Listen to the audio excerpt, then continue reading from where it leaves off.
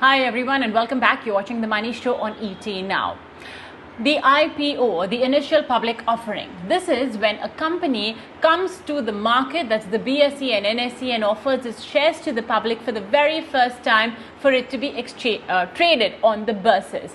Now, naturally, since it's the very first time, we don't have much in terms of their financial history, in terms of how they've grown, the management, pedigree, etc., on record, because this is the very first time that they'll be going public. So it's from now onwards that we will have all of this information. But it's always good to sort of check up on their history, on their financial records, to know how the company has done and then make a decision. So that's where really an IPO gets tricky. And all the more the reason why we're discussing this topic is because we have two ongoing IPOs, Root Mobile and Happiest Minds Technologies, and we have, I guess, at least 4 to 5 more coming up in the next 6 odd months. So let's then take forward this topic with Siddharth Khemka, the head of retail research with Motilal Oswal. Siddharth, thank you so much for joining us today on The Money Show. So to start with, when a company says that, look, I'm having an IPO and Siddharth, I would like you to subscribe, just hypothetically. What is the first thing that you would check on before saying that, okay, you know what, I will subscribe to this company or I will avoid for now? Yeah, good evening, Movina. Thanks for having me on your show. It's a pleasure. Looking at companies which come out with the IPO, what needs to be looked at? So the only difference between a normal company which is already listed to a new offering is that it's the first time that it is being available for the investors to invest in. Till now, it was a private company and going to become a public company, and the price at which we can buy. Once it gets listed, it joins the leagues of others who are already listed.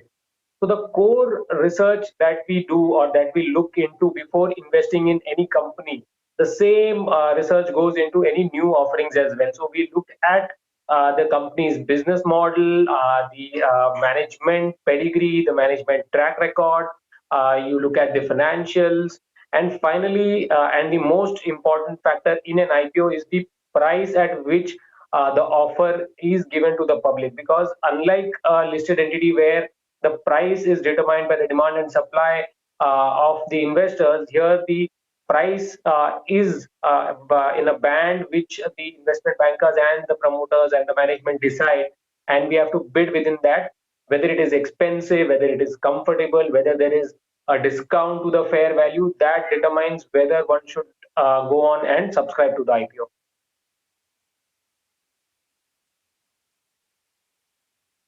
Well, I think all those factors that you've mentioned, I guess investors are really liking it in Root Mobile, because we've just got the news that the IPO has been fully subscribed and today is just the first day of subscription. So maybe I think Root Mobile does at least tick the check boxes for a majority of investors in India, fully subscribed on the first day of sale.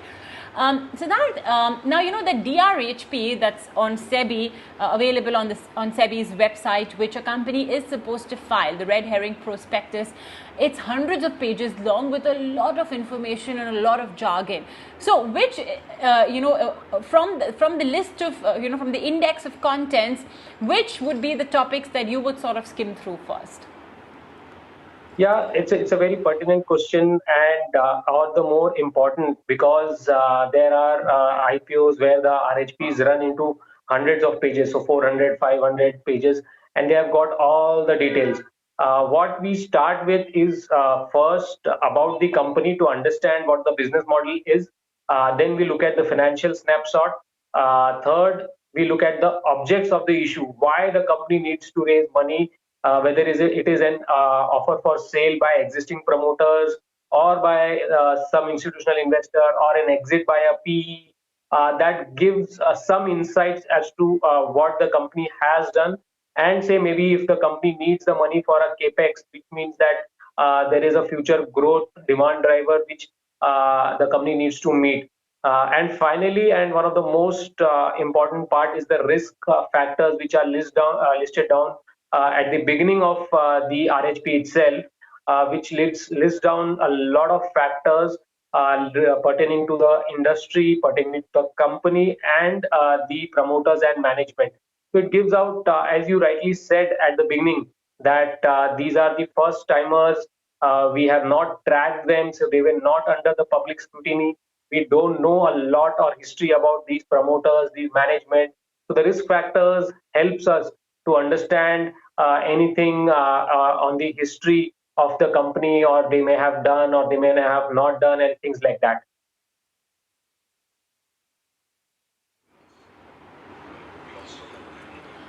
Okay, all right. I think that'll give a good guide as well for our viewers to start off with if they want to check out the DRHP of the forthcoming IPOs.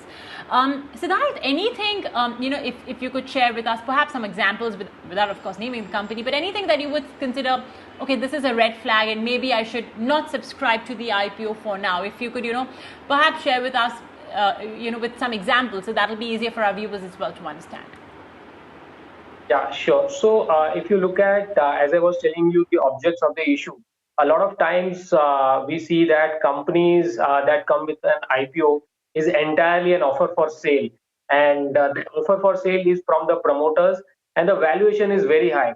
So that, to my mind, comes as a little bit of red flag to an extent that if a promoter is exiting at a higher valuation, is he not looking at the future growth? Why is he looking at so much of exit? Why is only listing an important factor for him? Compared to that, if you have a PE firm exiting through an OFS, it makes sense because we know that the PE has a definite period of investment. They have to take an exit. They were part of the initial growth story, and they now need to exit, and that is where the public investors get into a company, and that leads to an opportunity to enter into the company. Some of the other red flags that can be seen is specifically relating to the financials. If you look at some companies just before the IPO, they show a very good or sharp improvement in the numbers. So suddenly you will see that last 2 quarters, the revenue growth was very high. Margin sees a sharp improvement in the quarterly numbers, and just before the IPO. So that raises some kind of red flag whether the management is inflating the numbers just to attract investors into the IPO. And minded that quarterly numbers are to some extent adjustable, and once we have the final audited annual report, these numbers can get adjusted because some of these are provisional, some of the expenses gets deferred, some of the revenues are pre-booked. So you will see that the working capital cycle becoming stretched, and that is all raises the red flag to my mind.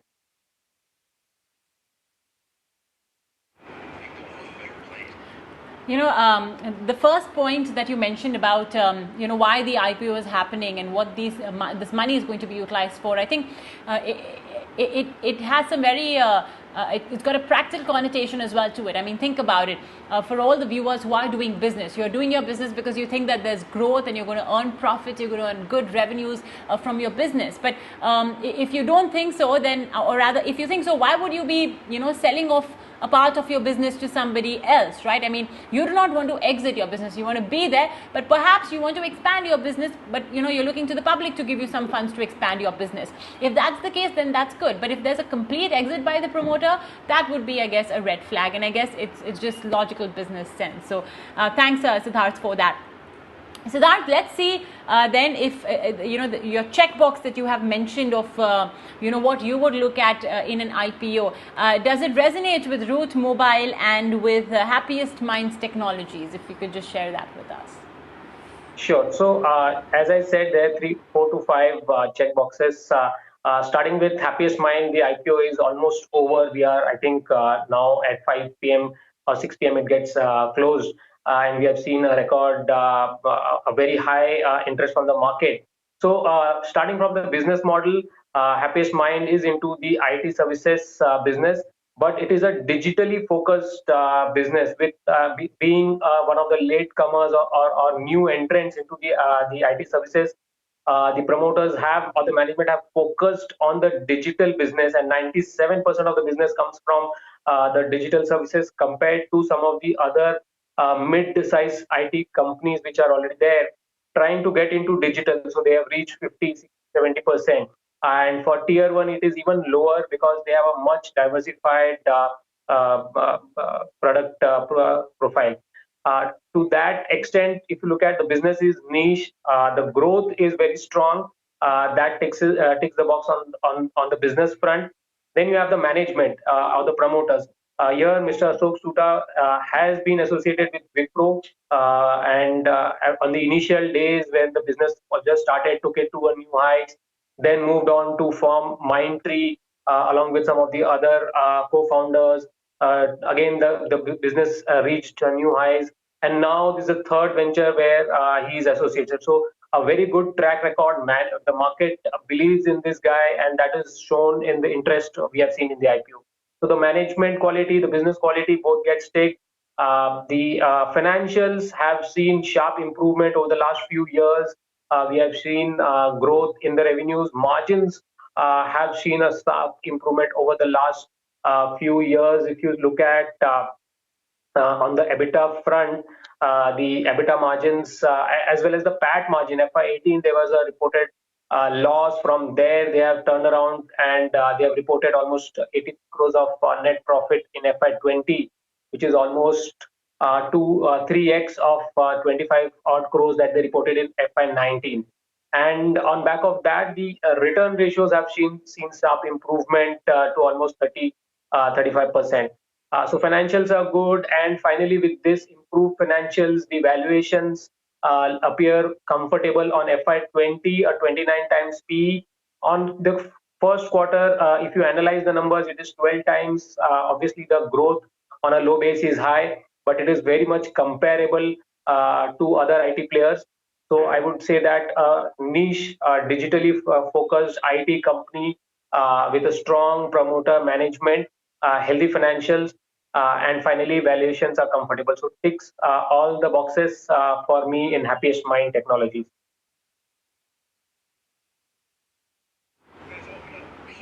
Yeah. All right. Well, there you have it. I guess Siddharth will reconnect with you once we get all the other IPOs as well going on the street. But thanks so much, and I'm pretty sure that our viewers will be applying the same checklist that you've mentioned. Simplify it for our viewers: business model, management pedigree, financials, and of course what is the price at which they're offering it. These are the 4 checklists on Siddharth's mind. Of course, even utilization of funds could be something that one should consider. But Siddharth, really appreciate you joining us today on The Money Show. Thank you. Okay, well, with that, we will wrap it up. We'll not wrap it up, we'll just wrap up this segment, but we'll be back with our Spend with TMS segment, where we'll be introducing the concept of cars on subscription. For those who want their own car, cannot afford it, but still want to shun public transport, this could perhaps be an affordable and a safe option as well. So don't go anywhere.